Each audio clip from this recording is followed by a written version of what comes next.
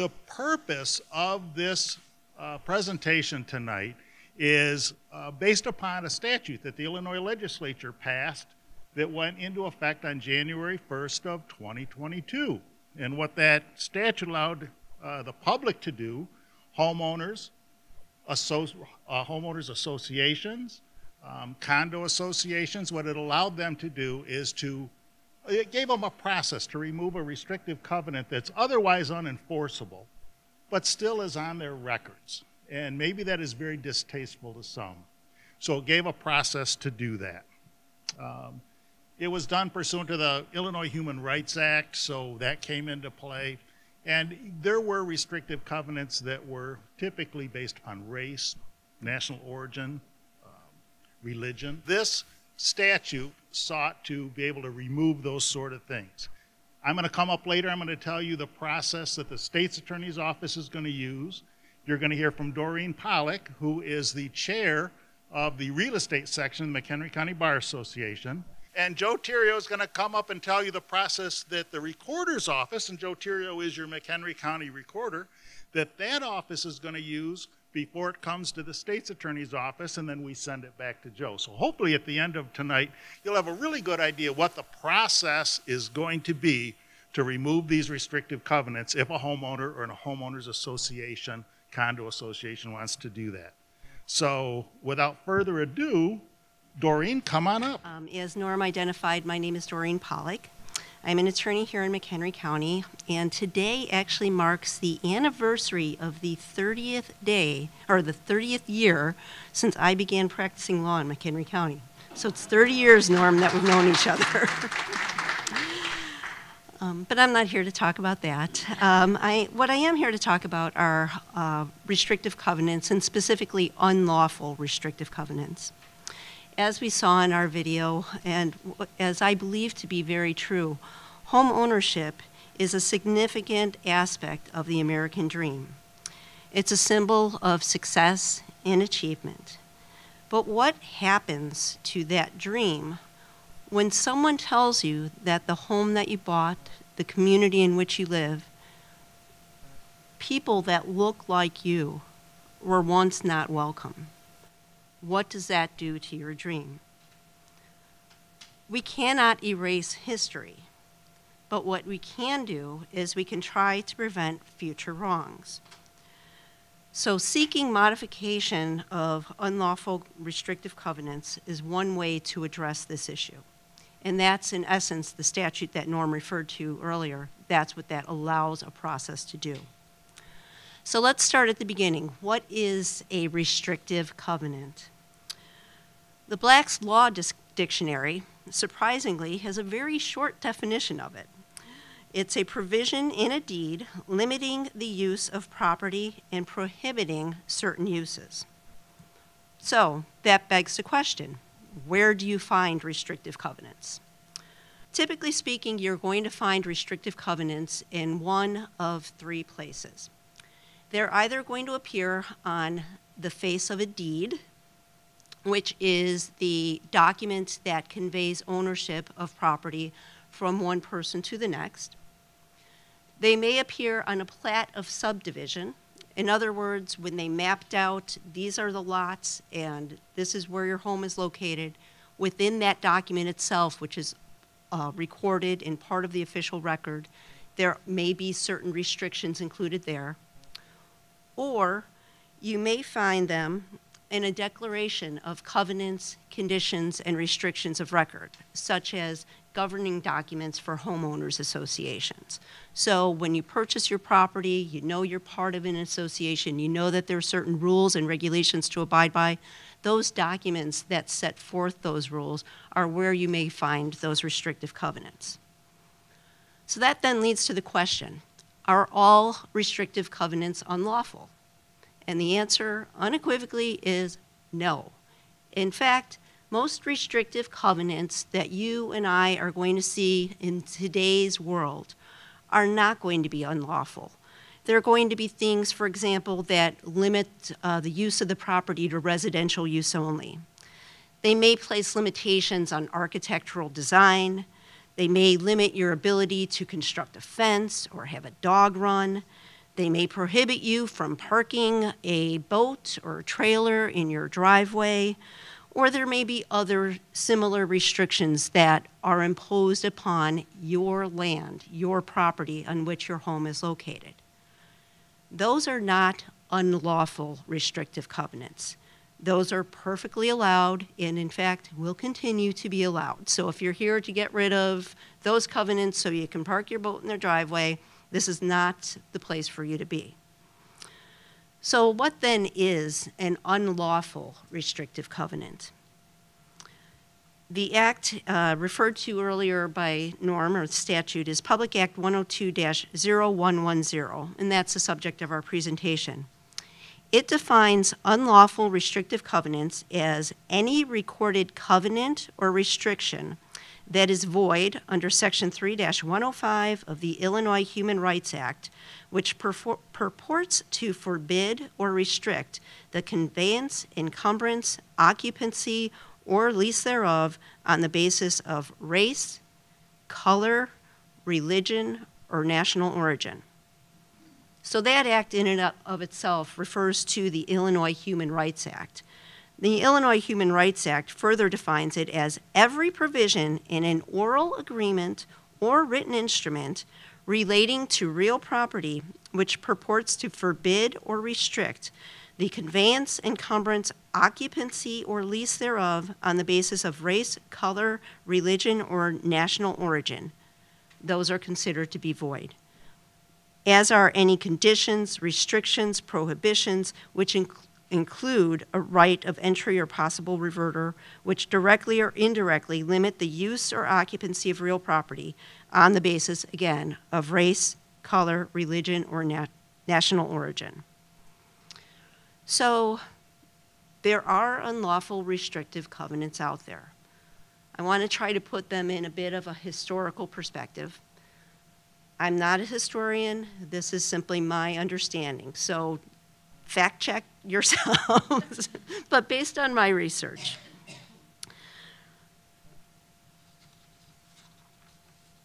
About 1915, in our country occurred what was often referred to as the Great Migration.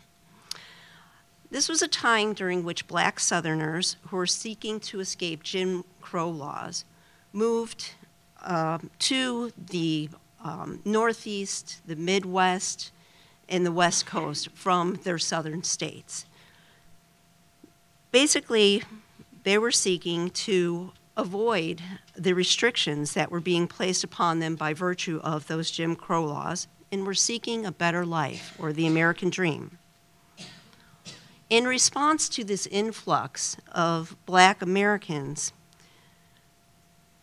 racially biased and discriminatory restrictive covenants began to appear, and they gained popularity. This was in an effort to prohibit those blacks from moving into white communities.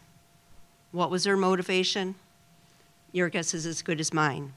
Was it hatred? Was it fear? Was it greed? Or was it the prestige of living in an exclusive community? Regardless of the motivation, beginning about the 1920s, restrictive covenants came into vogue and became very popular. There were actually even organizations out there that had the boilerplate that they were selling to people. This is how you do this in your community. Obviously, this was wrong. And as often happens with wrongs, these cases come before the courts. And in 1948, the Supreme Court of the United States rendered such restrictive covenants unenforceable in the case of Shelley versus Kramer. The case of Shelley versus Kramer involved a black family, the Shelleys, that, unbeknownst to themselves, purchased a home in an area in a district in St. Louis that long before they purchased it, 30 out of 39 property owners in this specific district signed an agreement that prohibited property in that district from being occupied by any person not of the Caucasian race. Interestingly enough, when the Shelleys bought this property, there were, in fact, black families that not only lived in that district, but owned property in that district. And in fact, there was one family that owned the property 30 years prior to this covenant even being signed by those 30 property owners. In fact, their ownership of the property dated back to 1882. So there was nothing to tell the Shelleys that, hey, you are not wanted here. This is not an area where black families can live. The Shelleys bought the property from a willing seller who was obviously not concerned about enforcing these covenants, and they went to move into the property. And that's when one of the owners of those 30 other properties, not even a neighbor to the Shelleys, said, not only do I not want you here, but I'm going to file suit to prevent you from being able to take possession of your property. And he did. The trial court did not enforce the restriction, so he then took it up to the Supreme Court of the state of Missouri. And the state of Missouri actually found that that covenant was in fact enforceable. The Shelleys found it necessary to appeal the matter to the Supreme Court of the United States. They concluded that restrictive agreements standing alone cannot be regarded as violative of any rights guaranteed by the 14th Amendment, so long as the purposes of said agreements are effectuated by voluntary adherence to their terms. However, in granting judicial enforcement of the restrictive agreements, as was done by the Missouri Supreme Court, the Shelleys were deprived of equal protection of the laws that is guaranteed by the 14th Amendment. Quick constitutional refresher. What does the 14th Amendment provide? No state shall deprive any person of life, liberty, or property without due process of law, nor deny to any person within its jurisdiction the equal protection of the law.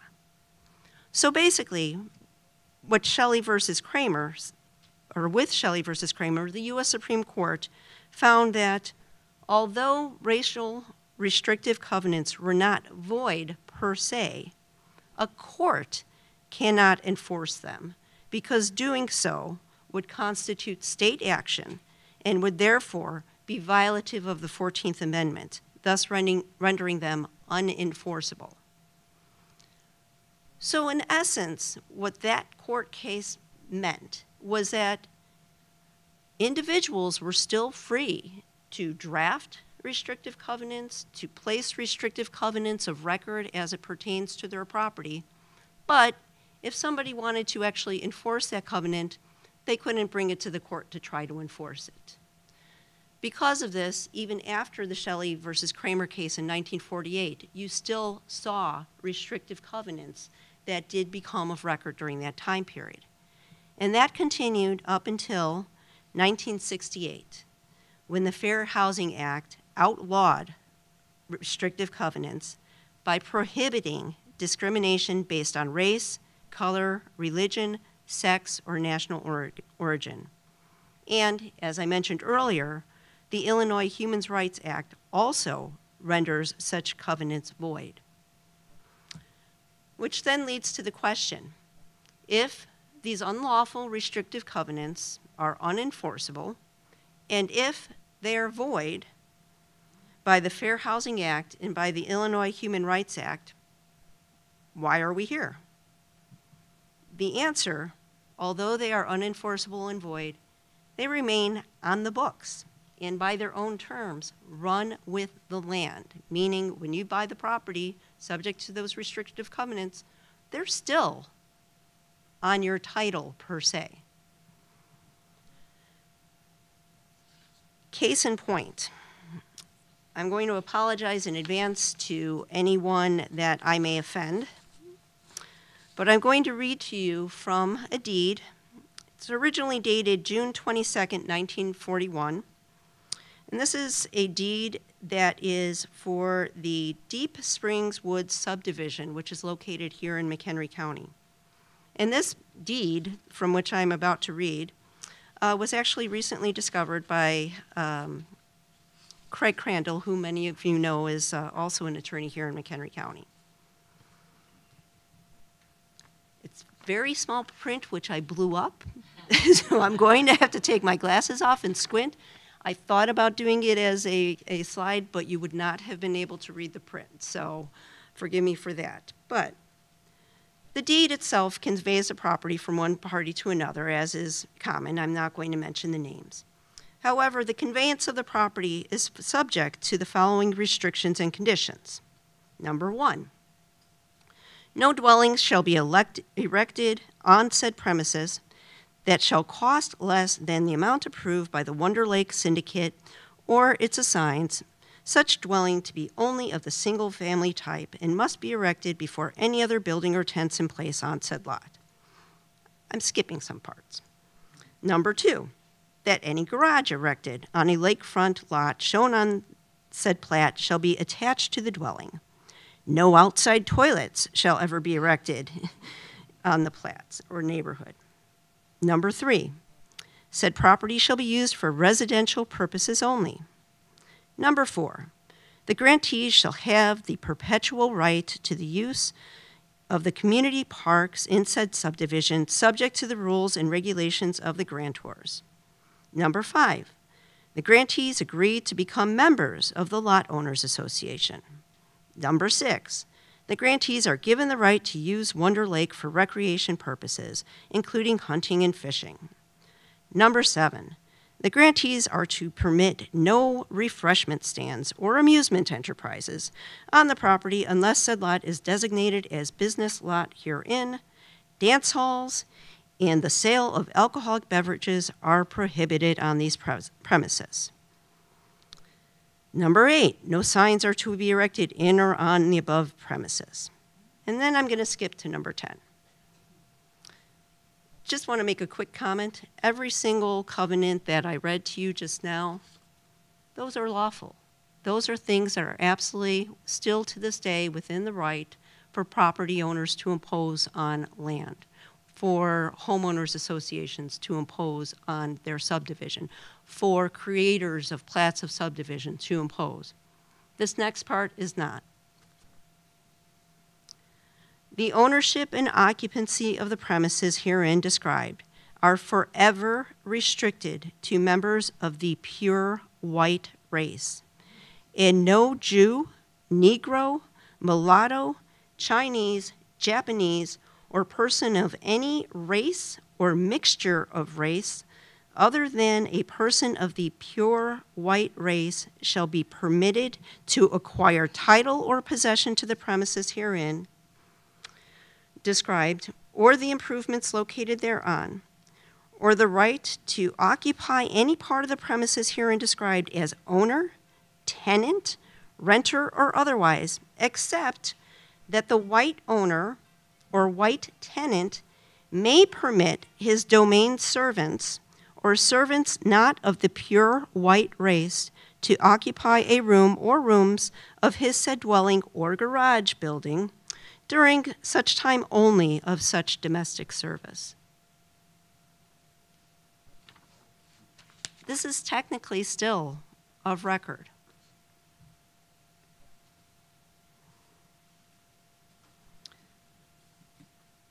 By their language, these covenants run with the land. So, what do we do? How do we get them off the books? That's where the statute comes into play. Public Act 102-0110 became effective January 1st of this year. It is a legislative, proactive measure that codifies a process by which parties can file a restrictive covenant modification to remove unlawful covenants. So let's go through what this statute allows. First of all, who can execute or record or seek to record a restrictive covenant modification? Per the statute, a person who owns property which is subject to an unlawful restrictive covenant, or a common interest community association, condominium association, unit owners association, residential housing cooperative, or master association of parcels subject to such unlawful restrictive covenants can seek to modify those covenants.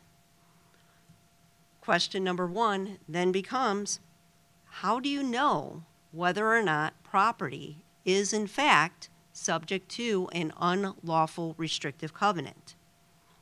How do you find out? My short answer is, it's not easy. It's very unlikely in today's day and age that when you purchase real estate, the unlawful language is going to be obvious. It's not likely going to appear on any of the documents you receive in closing. As I mentioned earlier, you're going to see restrictive covenants generally in one of three places, either on the face of the deed, the plat of subdivision, or the homeowner's governing documents such as the Declaration of Covenants, Conditions, and Restrictions of Record. When it comes to the deed, today's deed is not going to include the language such as I just read to you. Today's deed is only going to have a general reference, if any, to subject to conditions and restrictions of record. So you're not likely going to see it there. When you're buying your home, you're not likely to look at the plat of subdivision that created the subdivision that you're purchasing in. You also do have access to covenants, conditions, and restrictions of record, but the question is, A, how much attention did you pay to them, and B, is what the homeowners association provided actually reflect all covenants historically, and do they include such unlawful restrictive covenants? One place to look, since as I mentioned, you're not going to see it on the deed, a place to look to at least give you a hint as to whether they may be out there is going to be your title commitment at the time of purchase or the title insurance policy after you purchase. They're not going to include the language themselves. In fact, there's probably going to be a disclaimer within the title commitment or title policy, which would say something along the lines of any provision contained in, attached, linked, or referenced in title commitment that under applicable law illegally discriminates against a class of individuals based upon personal characteristics such as race, color, religion, sex, national origin, etc., or any other legally protected class is illegal and unenforceable by law. So what you will see on a policy is you'll see a reference to a specific document that has the year it was recorded and the recording number as a reference. What you're not going to see is the language itself. However, using such references, you can dig and you can find these, and that's where that's most likely what you're going to have to do, to be honest. But I'll give you a hint. First of all, as I mentioned, there are certain years that are important in regard to these unlawful restrictive covenants. 1948, the Supreme Court makes them unenforceable. 1968, Fair Housing Act makes them void. 1975, Illinois Human Rights Act makes them illegal. If your home was built after 1975, and most likely if your home was built after 1968 and the subdivision was platted after 1968, you're probably safe. If your home was built before the 1950s, that's where you really need to start looking for these things. So the best hint is, again, to look at the title policy or title commitment, see what references there are, and then utilize a local title company. We have Katie O'Neill's here from Heritage Title. She'll talk to you a bit about that in a moment. Or utilize the recorder's office. They are the ones who have these records. is, first of all, you're going to need to determine whether or not there is such an unlawful restrictive covenant that affects your property. And then once you make that determination, you're going to need the document itself. So once you make that determination, what do? As an individual homeowner, you can take action on your own.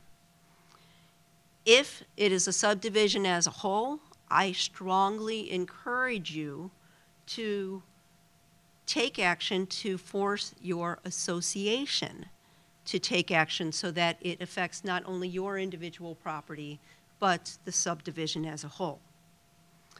When you talk about the association, keep in mind, however, that only a board acting on behalf of a majority vote can in fact execute and file a restrictive covenant modification. Board being defined by the statute as the board of managers or directors or managing trustees of such association or cooperative. You as an individual who lives within that association, however, has the right per statute to make a written request to your board to in fact take action. If in fact an individual homeowner makes such a written request to the board has 90 days in which to investigate any claim of any unlawful restrictive covenant. As I mentioned, it takes some work to find them, so give the board some time to act on it.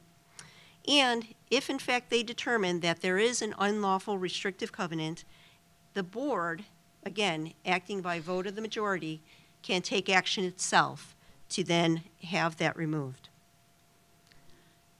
Say, for example, you as a homeowner have reason to believe that these covenants are out there that impact your home. Deep Spring subdivision, I'm looking at you. You can go to your association, you can request that they take action. 90 days passes, the association fails to do anything.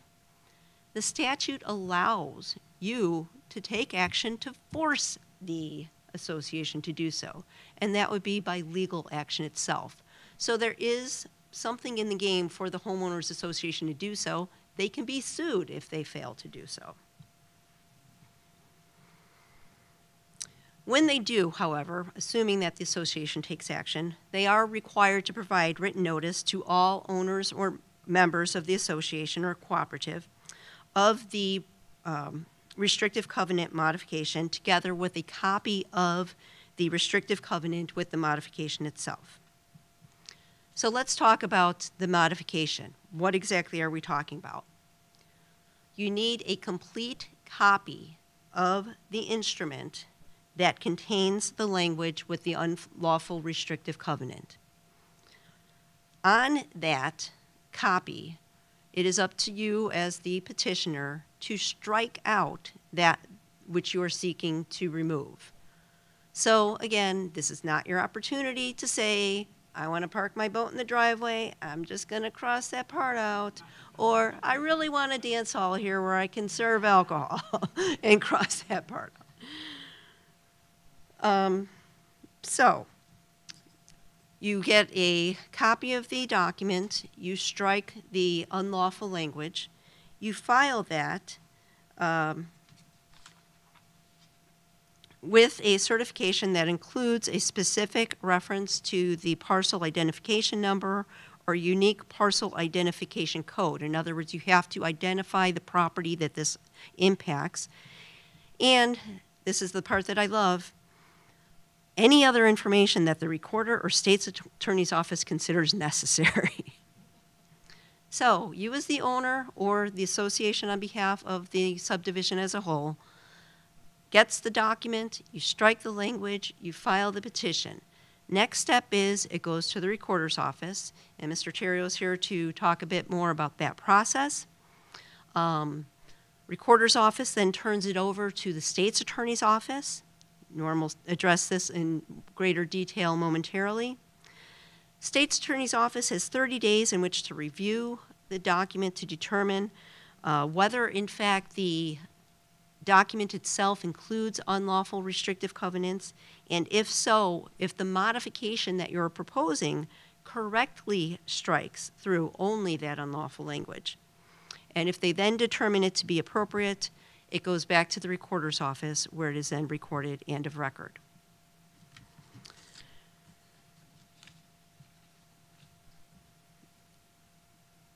The process that I described seemingly should be simple.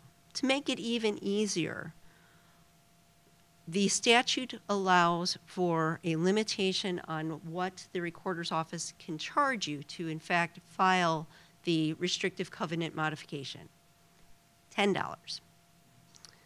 So it's not a circumstance where it should be costly to the homeowner as an individual or to the association as a whole. That's one of the reasons why that limitation is included within the statute. The bottom line is we cannot erase the sins of the past. But what we can do is erase them for future generations so that when they purchase property, their dream of owning a home does not have to be subject to the taint that is the unlawful restrictive covenants that says you once were not allowed here.